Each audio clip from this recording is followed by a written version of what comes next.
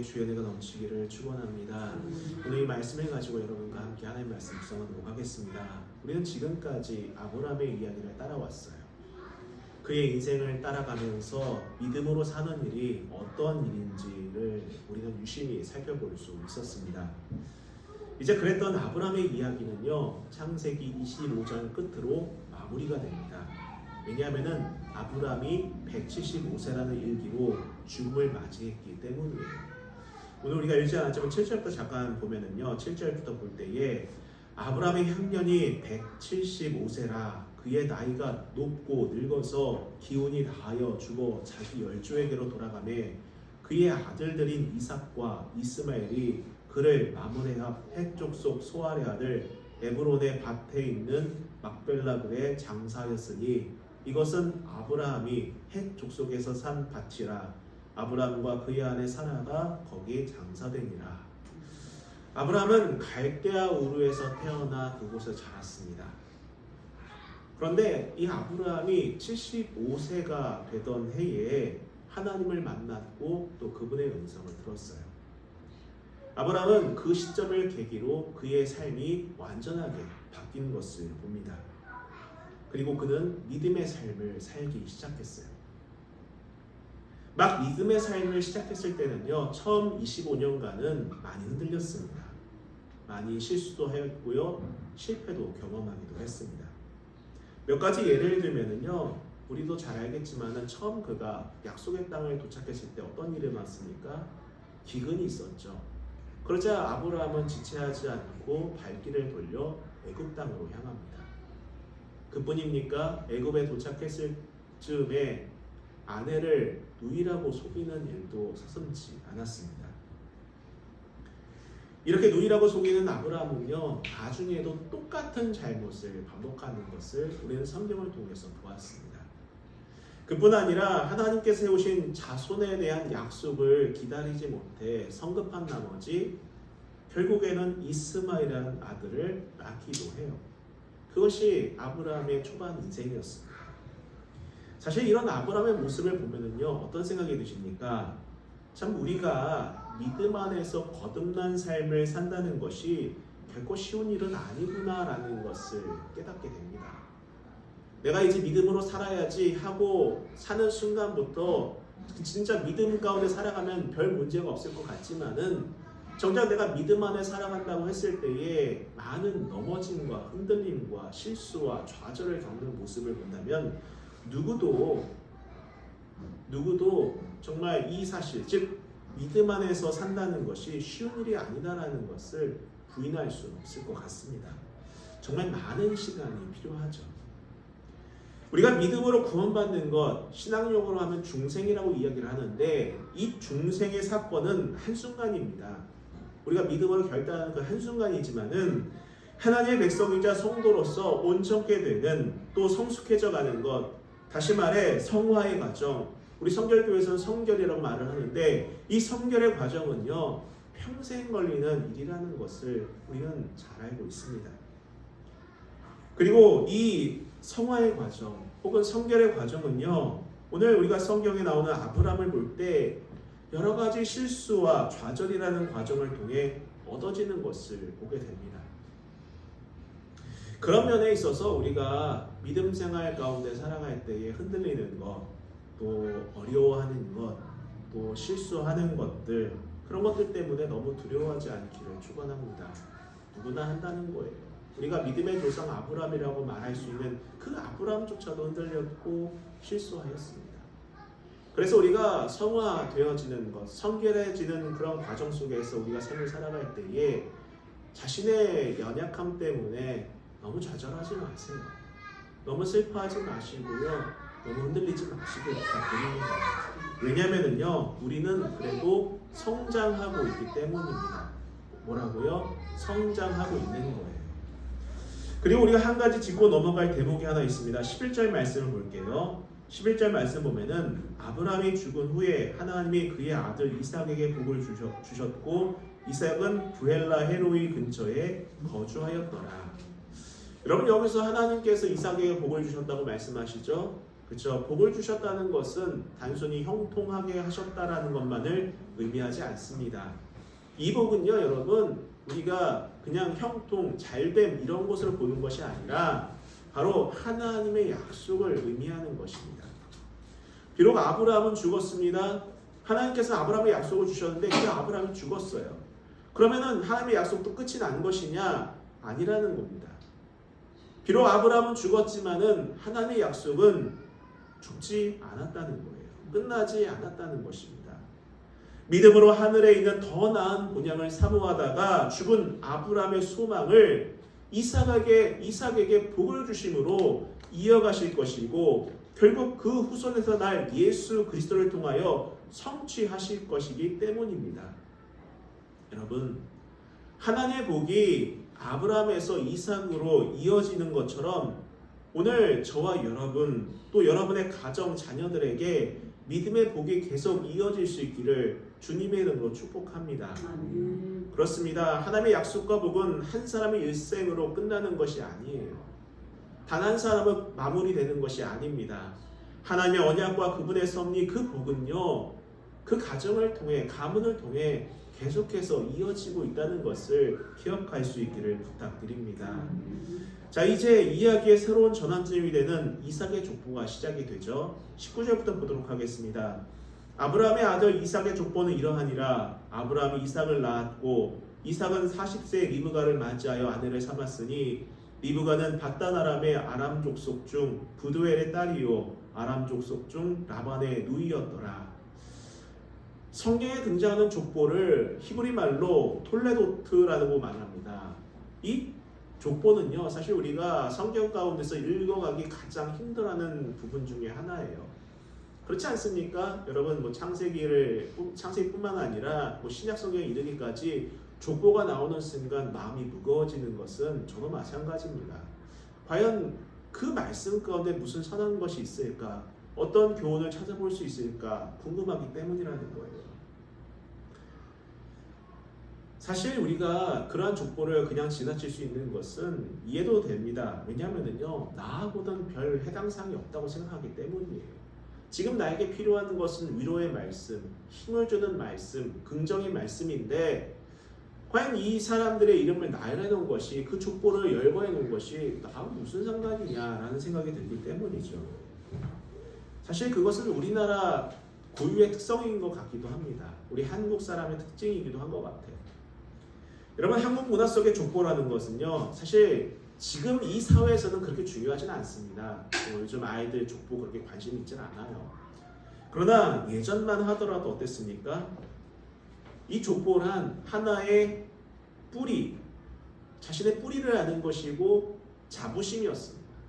오죽하면은 일제감정기 말에 족보를 그렇게 사려고 했다고 해요. 돈을 주고 족보를 사려고 했다고 합니다. 그게 자존심이었기 때문이에요.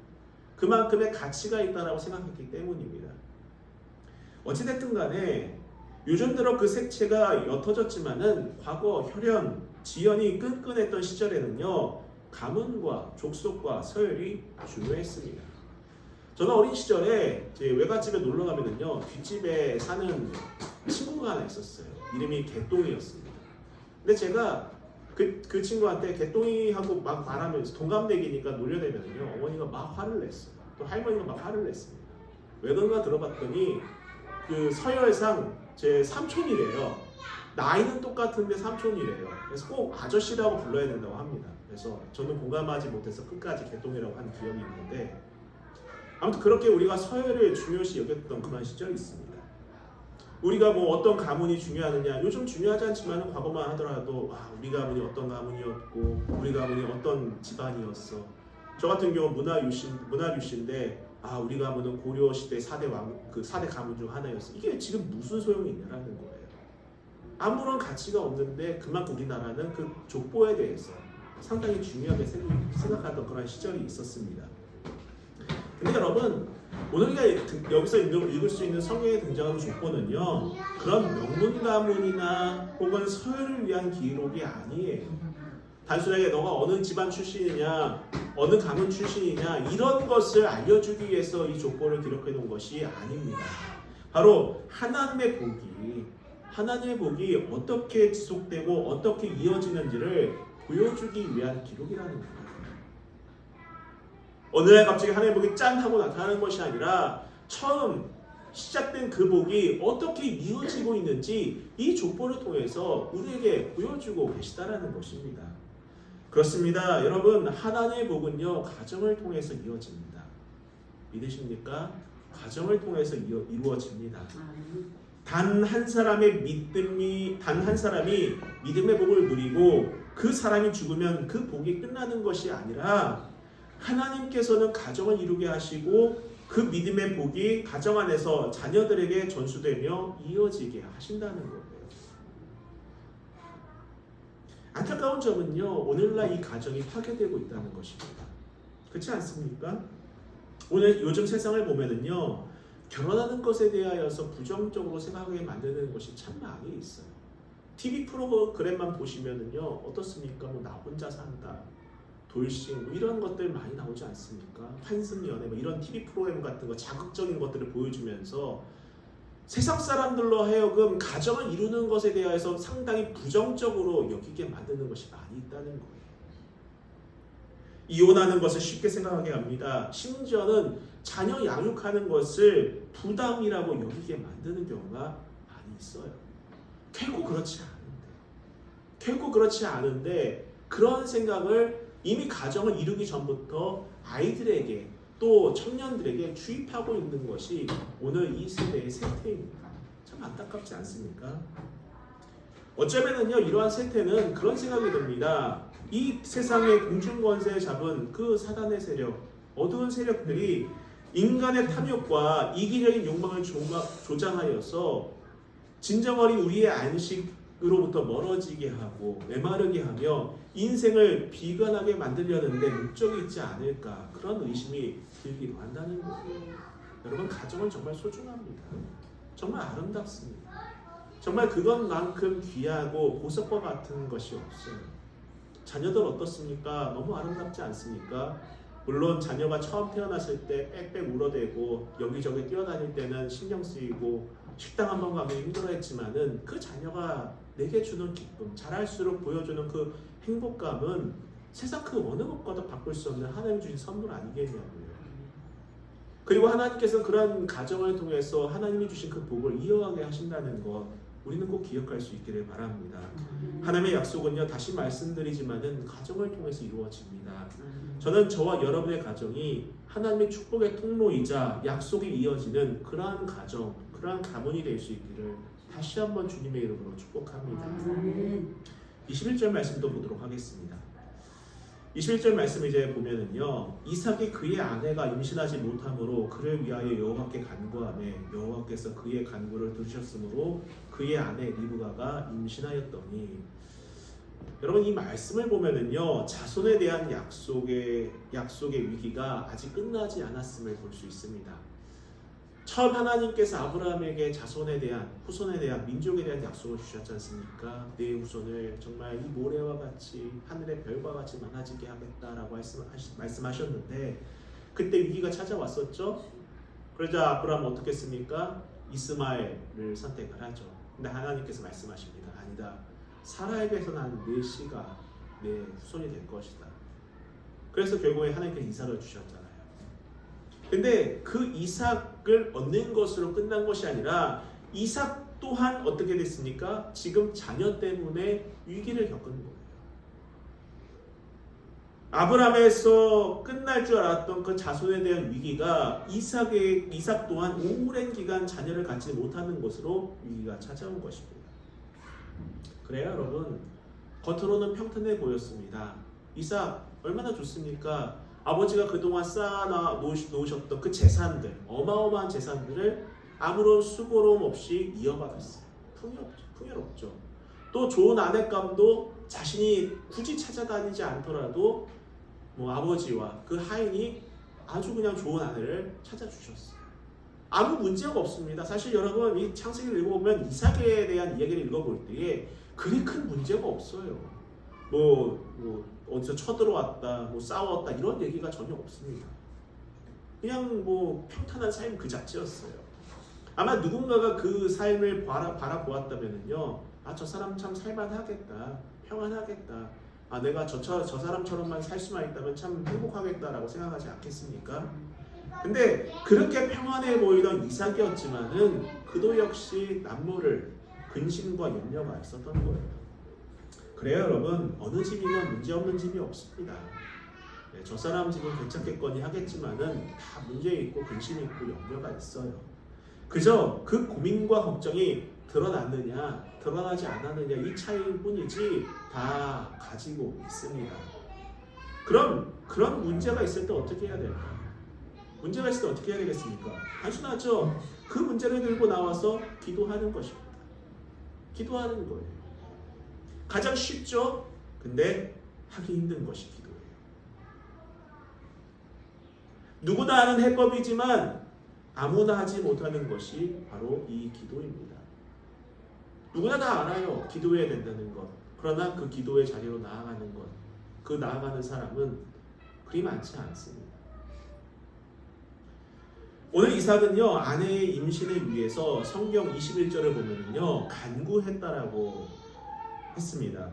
여러분, 여기서 간구했다는 표현은 히브리 말로 아타르라는 말인데, 이것은 이 동사로 표현되는 기도는요, 어떤 기도냐? 매우 절박하게 드리는 기도를 의미하는 거예요. 그냥 하나님 아이 주세요 하고 기도가 끝나는 것이 아니라 정말 절박하게 생명을 걸고 기도하는 기도, 이것이 아타르인데 그런 절박한 기도를 했다는 것입니다. 그렇자 하나님께서는 이삭의 간구를 들으시고 그의 아내 리브가를 임신하게 하십니다. 여기서 그냥 우리는 그렇게 생각할 수 있을 것 같습니다. 아, 하나님께 기도하니까 들어주셨구나. 근데 저는 좀 다르게 생각해 봤어요. 아니, 그냥 이왕 주실 거 자연스럽게 아이 갖게 하시면 안 되나? 그렇지 않나요? 제가 좀 이렇게 좀 꼬아서 생각하는 것이니까. 여러분도 공감하지 않습니까? 어차피 주실 거, 어차피 아이 갖게 하실 거, 어차피 하나님께서 그 약속 이어가실 거 자연스럽게 남들처럼 그렇게 아이를 주시면 안 될까? 왜 굳이 기도하게 만드셨을까? 라는 생각 들지 않냐고요. 왜 이런 어려운 과정을 겪게 만드시고 절박하게 기도까지 하게 하시는지 의문이 들 수밖에 없다는 것입니다. 근데 여러분, 여기에는 아주 중요한 것이 담겨져 있습니다. 이는 하나님의 약속이 생명의 주권자인 하나님에 대한 철저한 믿음으로만 받을 수 있는 선물임을 깨닫게 하기 위한 목적이 있기 때문이라는 거예요. 여러분, 만약에 자연스럽게 혹은 당연한 듯이 받는다면요, 하나님이 약속하신 이 자손과 민족에 대한 복이 그저 한 인간의 생식 능력이 좋아서 되는 것이냐 착각할 수 있다는 거예요. 그저 건강해서 서로가 건강하고 문제 별로 없어서 뭐 잘 된 거네 라고 생각할 수 있다는 것입니다. 여러분, 세상사도 마찬가지입니다. 아무런 노력 없이 얻어지는 것은 오히려 짐이 되거나 저주가 될 수 있어요. 여러분, 승승장구하는 것 너무 기대하지 마세요. 때로는 실패도 해봐야지 기도하는 것입니다. 때로는 넘어져 봐야지 절박한 마음도 가져보는 거예요. 하나님이 인생의 주권인자임을 인정하게 되는 것입니다. 여러분, 간절한 기도 가운데 얻어지는 것이 오히려 복이 되는 것입니다. 여러분, 하나님 없이 일이 술술 풀리는 것보다는요, 잠시 멈춰 기도할 수 있게 되는 것이 더 큰 은혜임을 믿을 수 있기를 주님의 이름으로 축원합니다. 여러분, 그냥 별 걱정 없이 살고 싶다라는 그러한 헛된 꿈을 이제 내려놓으세요. 걱정을 하더라도 기도할 수 있기를 부탁드립니다. 염려를 하더라도 기도할 수 있는 사람이 될 수 있기를 축원합니다. 그래서 하나님이 주신 그 은혜를 누리면서 우리의 삶을 통하여서 하나님의 은혜를 고백하고 그분이 내 인생의 진정한 주권자임을 선언하는 저와 여러분이 될 수 있기를 다시 한번 주님의 이름으로 축원합니다. 이삭이 기도를 통해 자녀의 약속이 오직 하나님의 선물임을 인정하자 20년의 긴 기다림의 열매를 맺게 하시죠. 이처럼 약속을 신뢰한다는 것은 탐욕과 인간적인 확실성에 대한 기대를 버리고 자신의 약함과 낮음을 받아들이는 것입니다. 바로 그때 내게 주어진 모든 것이 하나님의 선물임을 고백할 수 있게 되는 거예요. 계속해서 22절 말씀도 보도록 하겠습니다. 그 아들들이 그의 태 속에서 서로 싸우는지라 그가 이르되 이럴 경우에는 내가 어찌할꼬 하고 가서 여호와께 묻자온대 여호와께서 그에게 이르시되 두 국민이 내 태중에 있구나 두 민족이 내 복중에서부터 나누이리라 이 족속이 저 족속보다 강하겠고 큰 자가 어린 자를 섬기리라 하셨더라. 그 해산 기한이 찬즉 태에 쌍둥이가 있었는데 먼저 나온 자는 붉고 전신이 토록 같아서 이름을 에서라 하였고 후에 나온 아우는 손으로 에서의 발꿈치를 잡았으므로 그 이름을 야곱이라 하였으며 리브가가 그들을 낳을 때에 이삭이 60세였더라. 내용을 보면 두 태아가 이미 태중에서 그야말로 맹렬히 싸우고 있었음을 보게 됩니다. 물론 성경을 읽고 있는 우리는요, 리브가의 그 복중에는 쌍둥이가 있음을 알고 있겠죠. 알고 있죠. 우리는 그걸 알고 있는 상태에서 이 말씀을 봅니다. 그러나 여러분 당시 리브가가 그 시점에서는요 전혀 모르고 있었어요. 왜 그렇게 했습니까? 그 시절에 산부인과가 있겠습니까? 초음파 기기가 있었겠냐고요. 쌍둥이가 있는지 누가 있는지 어떻게 알겠습니까? 그래서 이해가 안 되는 그녀는 이 리브가는요 매우 당황해서 하나님께 기도를 하죠. 하나님 도대체 무슨 일입니까? 이게 지금 아이를 가졌는데 이게 도대체 이상한 일이 내 안에서 벌어지고 있습니다. 기도를 했겠죠. 이에 하나님은 짧은 시로 태중에 아이가 둘이며 그들의 운명이 어떻게 될지를 알려주십니다. 먼저 두 아이가 태어날 것이며 그들은 각각 자기 민족을 이룰 것임을 알려주시죠. 그런데 한쪽에 덩할 것인데 큰 자가 어린 자를 섬길 것이라고 말씀해 주십니다. 당시 리브가에게는 이해하기 힘든 예언이었어요. 도대체 이게 무슨 말씀일까? 물론 나중에 알게 되었겠죠.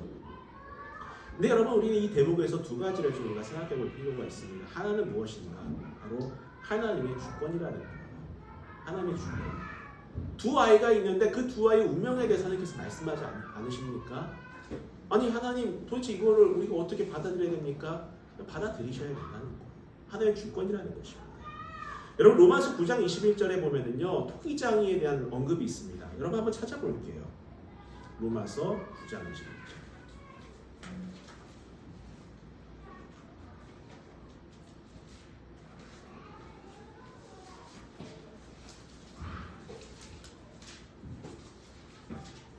로마서 9장 21절 제가 읽어드리겠습니다. 토기장이가 지득 한 덩이로 하나는 귀 쓸 그릇을 하나는 천이 쓸 그릇을 만들 권한이 없느니라. 요즘같이 자의식이 강한 시대, 자기 개성이 강한 시대는 이 말씀을 선뜻 받아들이기 어려울 것 같습니다. 그러나 여러분 믿음은요 하나님의 주권을 인정하는 것에서부터 출발하는 것입니다. 그분의 권리를 인정하는 것에서 출발하는 거예요. 우리는 착각합니다. 내가 옳다고 생각해요. 내 판단이 바르다고 생각을 합니다. 그리고 내 계획이 맞다고 착각을 해요. 그래서 내 계획대로 되면 다 맞게 되는 것이다라고 생각을 하겠죠. 그리고 이러한 것들을 통해서 어떻게 합니까? 결국에는 내 이해와 지식의 범주 안에 갇혀 있는 자신의 모습을 볼 뿐이라는 거예요. 사실 여러분 나는 옳지 않습니다. 내가 100% 옳다? 그것은 교만이죠. 저도 자녀 셋을 양육하고 있지만은 다 달라요. 생각이 다 다릅니다. 자기가 옳다고 여기는 영역이 다 달라요. 한 어머니 밑에서 나온 세 아들들도 다른데 하물며 이 시대를 살아가고 있는 많은 사람들이 얼마나 많이 다르겠냐고요. 그래서 자신만 옳다고 여기는 것은 여러분 자만이고 아집이고 교만이죠. 여러분 진정한 신앙은요 그러한 우리의 모습을 인정하고 나는 틀리고 하나님이 옳습니다. 그리고 주권을 하나님께 이양하는 그것에서부터 시작하는 것이 바로 믿음이자 신앙인 거예요. 또 한 가지 볼 것은 무엇이냐면 바로 낮은 자, 약한 자, 나중된 자를 향한 하나의 마음을 볼 수 있다는 것입니다. 여러분 우리나라도 얼마 전까지는요 장자에 대한 권한이 강했습니다. 지금은 그렇지 않지만은 법 개정이 이루어졌죠. 그러나 예전에는요, 유산을 상속받더라도 장자에게 많은 재산이 갔어요. 하물며 이 시대, 구약 시대에 이 에서와 야곱의 입장은 오죽하겠습니까? 장자의 권한이 더 막강했습니다. 근데 그때의 그 시점에서 낮은 자가 높은 자를 섬긴다. 장자를 넘어서서 차자가, 둘째가 그 유업을 이어받는다. 이것은 상상할 수 없는 것이었습니다. 그러나 하나님께서는 이 사건을 통해서 우리에게 가르쳐 주시고자 하는 메시지는요, 하나님의 관심은 어디에도 있다는 것입니까? 낮은 사람에게, 연약한 자에게, 아무도 관심받지 않는 그런 소외된 자에게도 하나님의 사랑은 계속해서 지속되고 있다는 것을 이 말씀을 통해서 보여주고 계시다는 겁니다. 계속해서 볼게요. 27절 말씀부터 보고 마치도록 하겠습니다. 그 아이들이 장성함에 에서는 익숙한 사냥꾼이었으므로 들사람이 되고 야곱은 조용한 사람이었으므로 장막에 거주하니 이삭은 에서가 사냥한 고기를 좋아하므로 그를 사랑하고 리브가는 야곱을 사랑하였더라. 야곱이 죽을 쏘았더니 에서가 들에서 돌아와서 심히 피곤하게 야곱에게 이르되 내가 피곤하니 그 붉은 것을 내가 먹게 하라 한지라. 그러므로 에서의 별명은 에돔이더라. 야곱이 이르되 형의 장자의 명분을 오늘 내게 팔라. 에서가 이르되 내가 죽게 되었으니 이 장자의 명분이 내게 무엇이 유익하리요. 야곱이 이르되 오늘 내게 맹세하라. 에서가 맹세하고 장자의 명분을 야곱에게 판지라. 야곱이 떡과 팥죽을 에서에게 주매 에서가 먹으며 마시고 일어나 갔으니 에서가 장자의 명분을 가볍게 여김이었다. 여러분, 이 내용은 정말 우리가 잘 알고 있는 내용이죠. 그렇죠? 에서와 야곱의 팥죽 사건. 내용은 단순합니다. 이제 에서는 아빠의 사랑을 받았고 야곱은 엄마의 사랑을 받았죠. 그도 그럴 것이 에서가 멋있었을 것 같아요. 터프했을 것 같습니다. 사냥을 잘했고 또 에서가 잡아온 사냥한 그 고기를 아버지 이삭은 좋아했습니다. 당연히 장자권 누구의 것이겠어요? 에서의 것이겠죠. 근데 야곱은 어떻게 합니까? 그 장자권을 가져올 생각을 한 것 같아요. 그래서 어떻게 합니까? 어느 날 형 에서가 사냥을 하다 돌아와서 배고픈 그 순간을 노립니다. 그리고 말합니다. 형 에서가 그 죽 한 그릇 달라고 했을 때 장자권을 주면은 이 죽을 내어주겠다. 그러자 형은 그 장자권이 뭐가 대수냐라고 말을 하면서 그래 너한테 넘겨줄게. 죽이나 빨리 줘. 이렇게 해서 거래가 성립되는 것을 보게 되죠. 여러분, 당시 장자권은요 큰 특권이었습니다. 장자는 첫 열매예요. 모든 첫 생산물은요 성경적으로 볼 때에 중요시 되어서 하나님께 바쳐졌습니다. 짐승의 첫 태생과 곡식의 첫 수확물은요 하나님께 바쳐졌으며 사람의 첫 아들도 하나님 앞에 헌정되었어요. 이 헌정되었다는 것은 하나님 앞에 쓰임받게 됐다는 것이죠. 예배하게 됐다는 거예요. 출애굽 이후 하나님께서는요 레위인들을 택하시고 그들을 세워서 그 이스라엘 모든 장자들을 대신하여서 성전에 봉사하게 하셨어요. 그만큼 장자권이라는 것이 중요했습니다. 장남은 특권이 부여된 신분으로 승계의 권리를 가졌고 상속물도 다른 형제에 비해 2배로 가져갈 수 있었어요. 그런 중요한 장자권으로 성경을 보면 에서는 팥죽, 렌틸 아시죠? 렌틸콩 그거예요.